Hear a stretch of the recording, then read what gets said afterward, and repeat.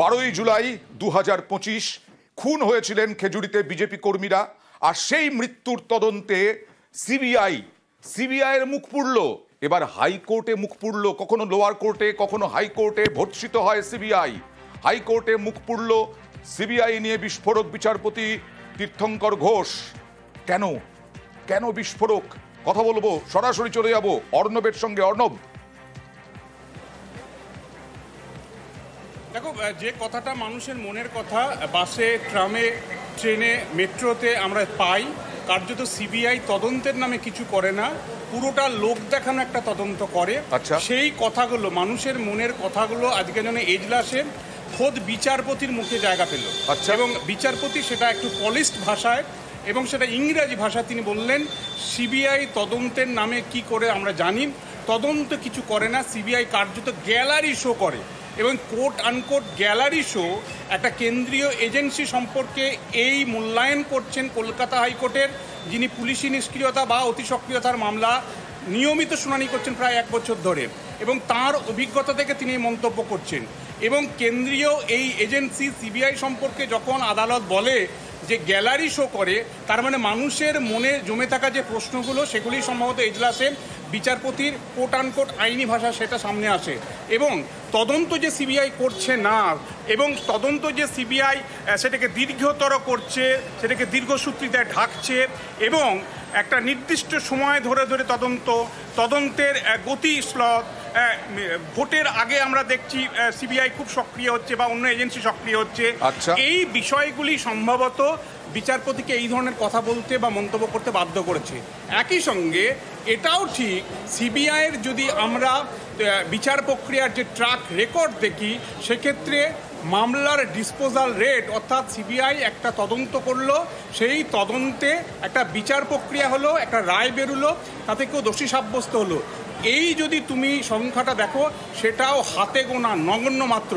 সাম্প্রতিক সময়ে যে একটি মামলা, শিহরণ জাগানো মামলা, আরজিকর ঘটনা, সেখানে সিবিআই দাবি করছে তারা বিচার দিয়েছে, সেখানেও গলত, সেখানেও কলকাতা পুলিশের করে দেওয়া কেস ডায়েরি, তার উপর দাঁড়িয়ে এই বিষয়। যে বিষয়টা এলো, খেজুরির বিজেপি কর্মী যেভাবে বিদ্যুৎপৃষ্ট হয়ে মারা যাওয়ার একটা তথ্য সামনে এসেছিল, কিন্তু দুটো সরকারি হাসপাতাল, পূর্ব মেদিনীপুরের সরকারি হাসপাতাল, সেখানে বলা হচ্ছে রিপোর্টে একরকম বিদ্যুৎপৃষ্টের কথা, কিন্তু সরকারি হাসপাতাল এসএসকেএম রিপোর্ট দিচ্ছে অন্য। এই দুরকম তদন্তের যে রিপোর্ট ময়নাতদন্তে বিচারপতি বলছেন, এই মুহূর্তে তদন্ত যদি ওই খেজুরি থানার কাছ থেকে নিয়ে আদালতের নজরদারিতে ডিআইজি সিআইডির নেতৃত্বে একটা সিট গড়ে তদন্ত হয়, সেটা অনেক বেশি ফলপ্রসূ হবে, এবং এক্ষেত্রে মামলাকারী এই পরিবারগুলির জন্য সেটা অনেক বেটার হবে তার বিচারের জন্য। কিন্তু যদি সিবিআই বলো, সেক্ষেত্রে কিন্তু আদালতের আপত্তি আছে, এবং এই কেস সিবিআইকে দেওয়ার মতো নয়। তখনই বললেন এই সিবিআই তদন্ত কিছু করে না, এই সিবিআই কার্যত গ্যালারি শো করে। কাজেই কেন্দ্রীয় এজেন্সি সম্পর্কে আবারও আমরা জানি, দীর্ঘদিন ধরে সুপ্রিম কোর্টের সেই তোতাপাকি পর্যবেক্ষণের পাশাপাশি আজকে হাইকোর্টের এই গ্যালারি শো সিবিআই সম্পর্কে মন্তব্য একেবারেই, যেটা বলছিলাম যে লোয়ার কোর্টেও ভর্ৎসনা, হাইকোর্টেও ভর্ৎসনা, এবং সিআইডির ওপরে ভরসা রাখছেন বিচারপতি তীর্থঙ্কর ঘোষ, সিবিআই এর ওপরে নয়।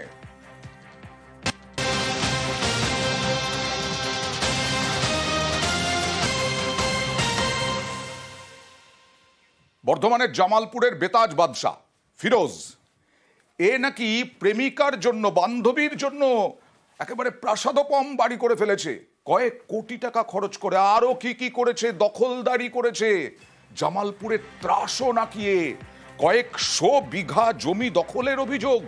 দখল করা জমিতেই বিরাট বিরাট বাড়ি। সরাসরি চলে যাব প্রতিনিধি শরদিন্দুর কাছে, জিম ইনস্ট্রাক্টরও সে। সরাসরি চলে যাব, কি করে ফিরোজের এত উত্থান শরদিন্দু?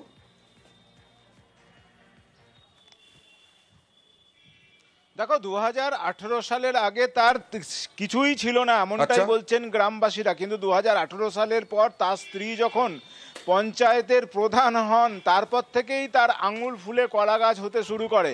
এই ফিরোজ এবং তার দলবল এলাকায় ত্রাস তৈরি করে, এবং একের পর এক ব্যক্তির জমি কার্যত কেড়ে নেয়।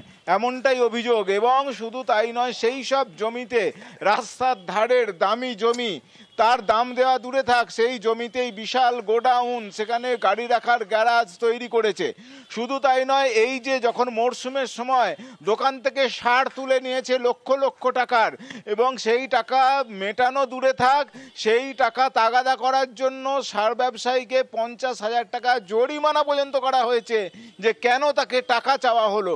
এই রকমই বাংলা আবাস যোজনায় যারা বাড়ি পেয়েছে তাদের কাছ থেকে 20,000 টাকা করে নেওয়া হয়েছে। এবং এই যে বিপুল সম্পত্তি এবং এই যে টাকা, তা দিয়ে নাকি সে তার প্রেমিকার জন্য তাজমহল তৈরি করেছে, এমনই বলছেন গ্রামবাসীরা।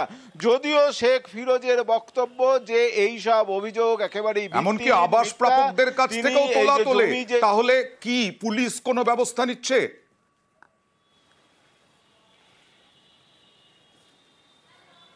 দেখো, বিষয়টা খতিয়ে দেখছে পুলিশ, এবং তৃণমূল নেতৃত্ব বিষয়টিকে খতিয়ে দেখছে, এবং তারা ইতিমধ্যেই জানিয়েছে এই যে অভিযোগ উঠে আসছে তা তদন্ত করে দেখা হচ্ছে, সত্যতা প্রমাণ হলে তার বিরুদ্ধে যথোপযুক্ত ব্যবস্থা নেওয়া হবে।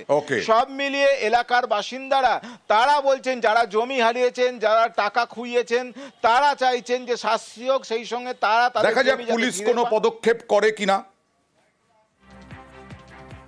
আমি গরিব মানুষ, আমার মা সরকার থেকে ঘর পেয়েছে, তো এইখান থেকে 20,000 টাকা নিয়েছে ফিরোজ। আপনারা দিলেন কেন?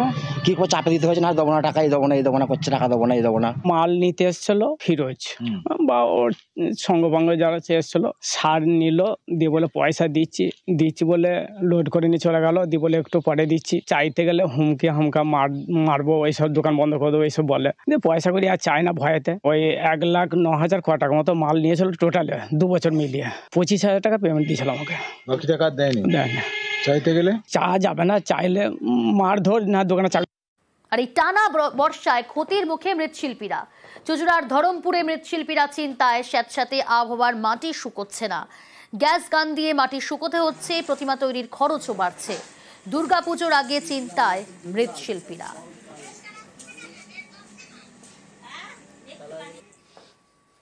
বৃষ্টি হচ্ছে, শুকোচ্ছে না ঠাকুর, কাজ লেট হচ্ছে করতে, ঠাকুর শুকাচ্ছি গ্যাস জেলে, তারপরে কাঠ কয়লা, আরো অনেক কিছু আছে, সেইগুলো দিয়ে ঠাকুর শুকানো হচ্ছে। ঠাকুর না শুকোলে তো রং করা যাবে না, কোনো কাজই এগোবে না, খরচা অবশ্যই বাড়ছে। বৃষ্টিতে ড্যাম হয়ে যায় না, কাঁচা ঠাকুর ড্যাম হয়ে গেলেই নেমে যাবে, সব হাত নিচে নেমে যাবে, খারাপ হয়ে যাবে। টাইম প্রচুর লেগে যাচ্ছে এই বৃষ্টির জন্য, শুকাতে গিয়ে লেবারটা বেশি চলে যাচ্ছে, যে পরিমাণ খরচা সেভাবে তোলা যাবে না বছরে, খুবই খারাপ। ফের ডিভিসি রাজ্য চরম সংঘাত। গতকাল 7,000 কিউসেক জল ছাড়ে ডিভিসি। রাজ্যকে না জানিয়ে জল ছাড়ার অভিযোগ, ডিভিসিকে ফের কড়া মেল রাজ্য সরকারের। ডিভিসির আচরণ দুর্ভাগ্যজনক বলেই মন্তব্য রাজ্যের। অতীতে এমন কাজের জন্য প্রতিনিধি প্রত্যাহার। ডিভিসি থেকে প্রতিনিধি ফিরিয়ে নেয় রাজ্য সরকার। ইমেলে প্রতিনিধি ফেরানোর কথা মনে করালো রাজ্য।